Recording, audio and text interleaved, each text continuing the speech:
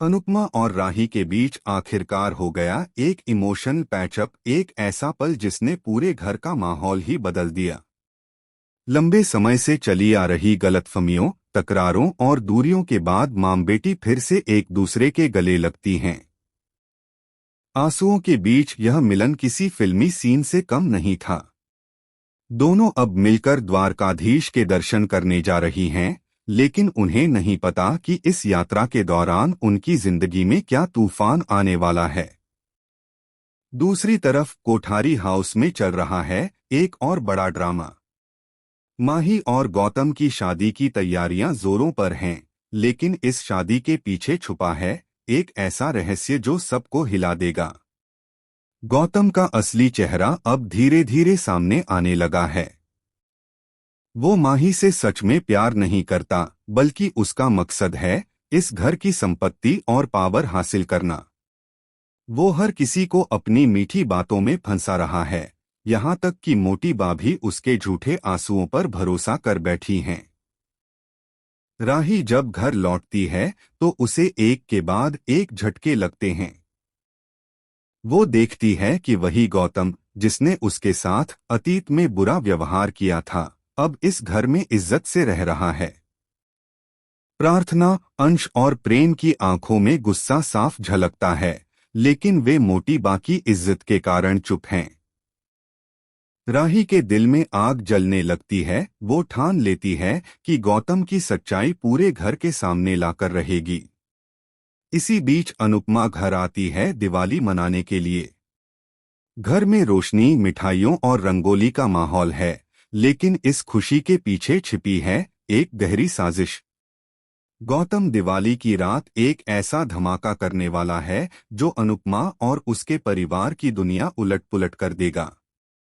वो घर की सेफ में रखे पुराने दस्तावेजों तक पहुंचने की कोशिश कर रहा है, जिनमें ऐसा राज छिपा है जो अनुपमा को तबाह कर सकता है। दूसरी ओर द्वारकाधीश मंदिर में राही और अनुपमा के साथ कुछ ऐसा होता है जिसकी किसी ने कल्पना भी नहीं की थी। जैसे ही वे भगवान के दर्शन करती हैं, अचानक वहां एक अनजान महिला आती है जो दावा करती है कि वह गौतम की असली पत्नी है।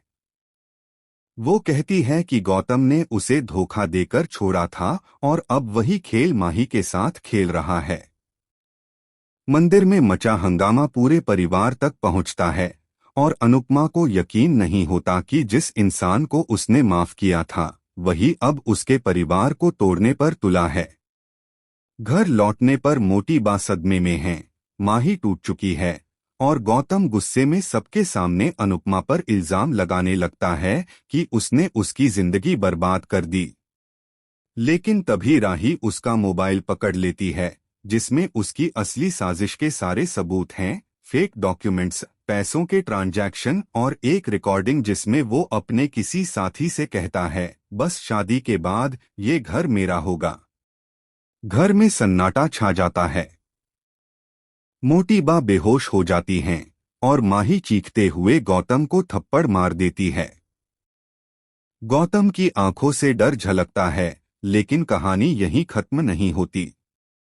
एपिसोड के अंत में दिखाया जाता है कि गौतम को पुलिस पकड़ने आती है, पर वह घर से गायब हो चुका है। पीछे दीवार पर लिखा मिलता है, खेल अभी खत्म नहीं हुआ अनुपमा।